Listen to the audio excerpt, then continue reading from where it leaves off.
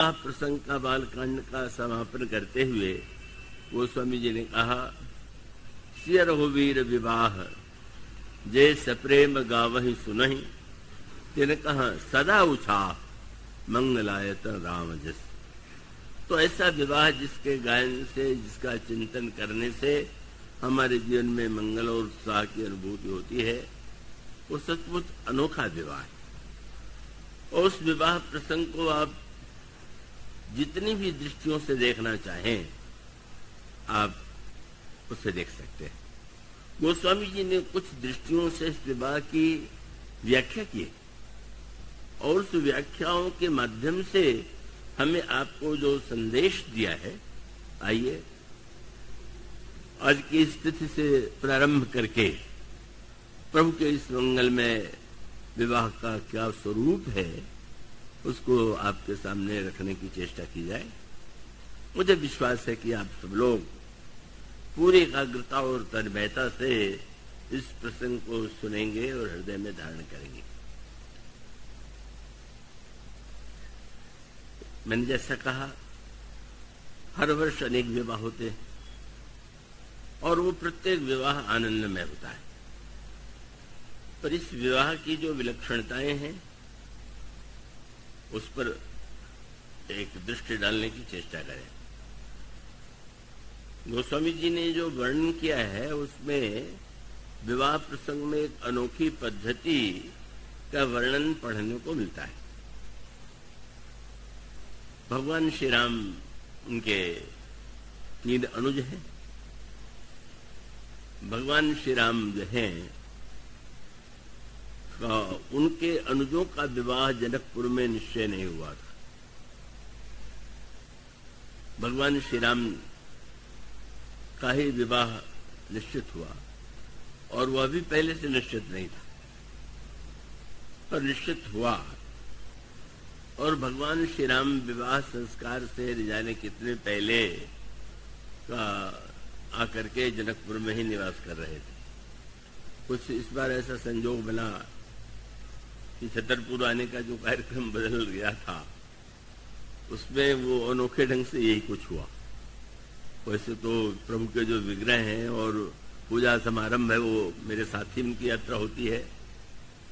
पर इस बार हमारे स्नेह शिष्य श्री मैत्री शरण जी ने ये कहा कि मैं पहले सामान लेके पहुंच करके दिन में व्यवस्था किए रहूंगा, तब बाद में वहां से चलेंगे। तो पहले चले आए, तो दूल्हा सचमुच यहाँ पहले ही आ गया और आ ही नहीं गया। फिर उन्होंने मुझे सूचना दिया कि आप जो है इस मार्ग से कदाच मत आइए, इतना खराब रास्ता है, सड़क इतनी खराब है कि आप अस्वस्थ हो जाएंगे। उनको मेरे स्वास्थ्य की चिंता थी। जिस मार्ग से आया जाए, तो बोले न हो तो चित्रकूट के मार्ग से। तो मैंने कहा ये भी एक कुछ भगवान की लीला। तो हमारे जिन्हें हम दूल्हा सरकार कहते हैं, वो तो पहले पधार गए यहाँ, और फिर वो चित्रकूट के मार्ग से आने पर 2 दिन विलंब से मैं आया। तो मानो एक लीला को, उसका भी एक भावात्मक आनंद मिला। यह जो प्रसंग है, उसमें सबसे विलक्षणता यह है कि यह वर्णन पढ़ने को मिलता है कि 4 भाइयों का विवाह जनकपुर में संपन्न हुआ। और यह भी पढ़ने को मिलता है कि जब बारात आई और श्री राम के साथ लक्ष्मण जी तो आए हुए ही थे और अन्य 2 भाई भी आए, तो जनकपुर वासियों के हृदय में एक भावना उत्पन्न हुई कि जो दोनों महाराज थे, उनकी कन्याएं भी 4 हैं। जनकनंदिनी सीता तो महाराज श्री जनक की शरीर से उत्पन्न पुत्री नहीं है, उसे वे विदेह की भावनामयी पुत्री। और उर्मिला जी उनकी स्वयं सुनैना के गर्भ से जिनका जन्म हुआ है, तो वो उर्मिला का जन्म जो है सुनैना जी के गर्भ से हुआ है। और इसी प्रकार से महाराज जनक के छोटे भाई, और जिनका नाम कुशकेतु था, उनकी भी 2 कन्याएं, मांडवी और सुतकीर्ति। तो 4 की संख्या इधर भी उधर भी। तो सारे जनकपुर वासियों में आपस में चर्चा चलने लगी कि ब्याइये ही चारू भाई यही पुर हम सुमंगल गावही। कितना अच्छा हो कि चारों विवाह एक साथ विवाह इस नगर में हो जाए और हम लोगों के आनंद की चौगुनी वृद्धि हो, तो बड़े आश्चर्य की बात है। अब वहां पर होना तो स्वाभाविक था, अगर बारात बहुत पहले से आ गई थी, दूल्हा पहले आ गया और दूल्हा के आने के बाद जब बारात भी आई तो बारात भी विवाह की तिथि से पहले आ गई। प्रथम बारात लगन से आई और अगर सबके मन में ये अभिलाषा उत्पन्न हुई कि चारों भाइयों का विवाह यहीं पर होना चाहिए, तो फिर वो महाराज जनक के हृदय में भी ये बात आनी चाहिए।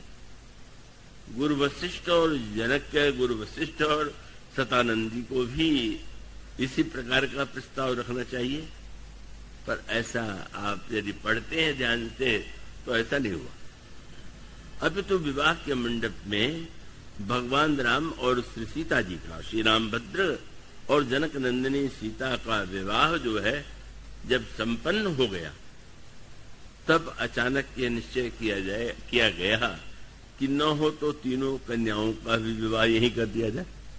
पढ़ के बड़ा विचित्र लगता है, और महीनों पहले से बारात टिकी भी हो और सब लोग ये सोचते हो और स्वाभाविक सोचना हो, और वो विवाह यदि यूं होता तो चारों भाई एक साथ बैठते और चारों भाइयों का विवाह एक साथ होता, पर ऐसा नहीं हुआ। भगवान राम सीता जी का विवाह जो है जब एक पूरी तरह से पूरा हो गया, उसकी विधियां पूरी हो गईं, तब अचानक यह प्रस्ताव आया। वो स्वामी जी नाम नहीं देते किसी का, कि क्यों न ये तीन भाइयों का विवाह भी इन तीन कन्याओं से किया जाए, और उसके पश्चात तीनों राजकुमारों का तीनों राजकुमारियों के साथ विवाह संपन्न हुआ। यह जो वर्णन की पद्धति है, क्या तात्पर्य? अगर हम में चिंतन या हमारे मन में प्रश्न उठते हैं तो ये प्रश्न आना ही चाहिए कि ये क्या हुआ।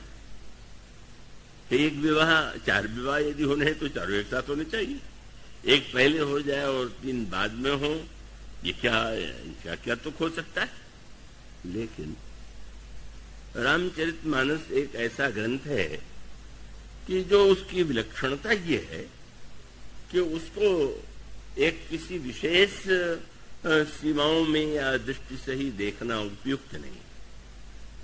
अनेक दृष्टियों से विवाह प्रसंग को गोस्वामी जी ने देखा और हम लोगों को उन्होंने वह दृष्टि देने की चेष्टा किया, और उन्होंने बताया कि आप जिस स्थिति में, जिस मनस्थिति में रहते हैं, उस मनस्थिति में या आपकी जो बुद्धि चेतना है या आपके चित्त के जो संस्कार हैं, जैसे हों उस रूप में इस विवाह के अर्थ को, तात्पर्य को ग्रहण कीजिए, और तब आप यह अनुभव करेंगे कि पहले दो का विवाह और बाद में तीन के विवाह की समग्रता का अर्थ क्या है।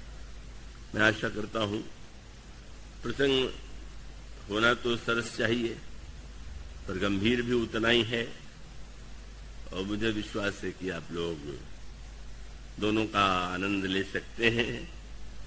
और मैं तो ये नहीं जानता कि वो धारा किधर की ओर मुझे ले जाएगी। मेरे मन में कोई योजना नहीं है। 7 दिन में तो विवाह का प्रसंग कभी पूरा हो ही नहीं सकता है। और वो एक बार इस प्रसंग को रायपुर में लिया गया था, और वो महीने भर चलने के बाद भी वो तो अधूरा ही रह गया था।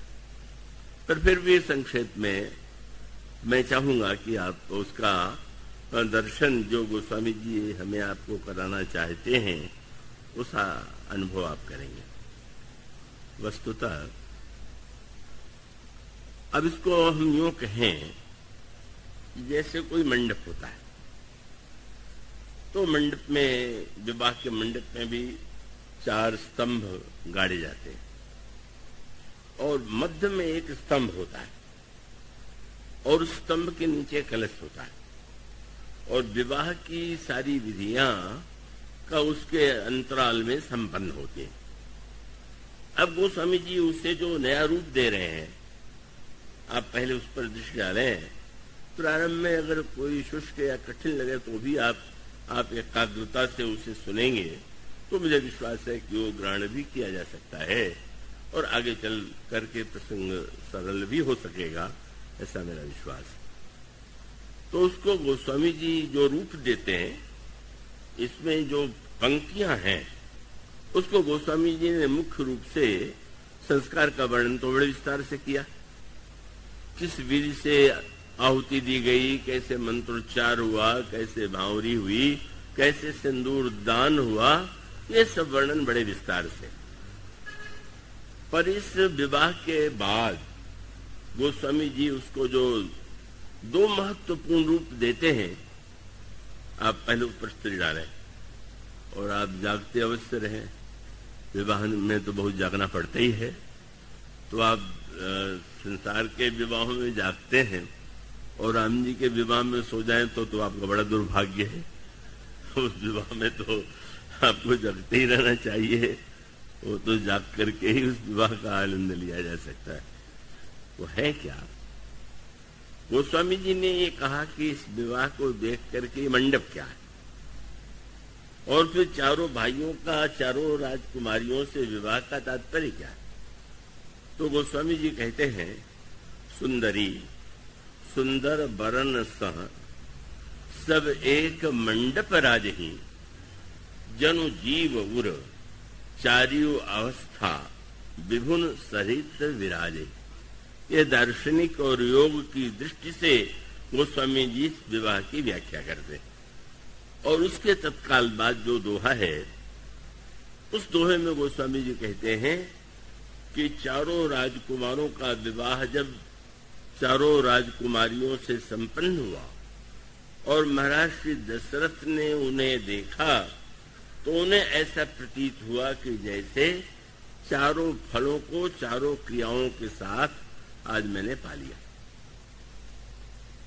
तो एक दृष्टि योग की है, दर्शन की और वेदांत की है, और दूसरी दृष्टि जो है लोक मंगल की है, जिसमें भक्ति भावना, धर्म आदि सबका सामंजस्य है।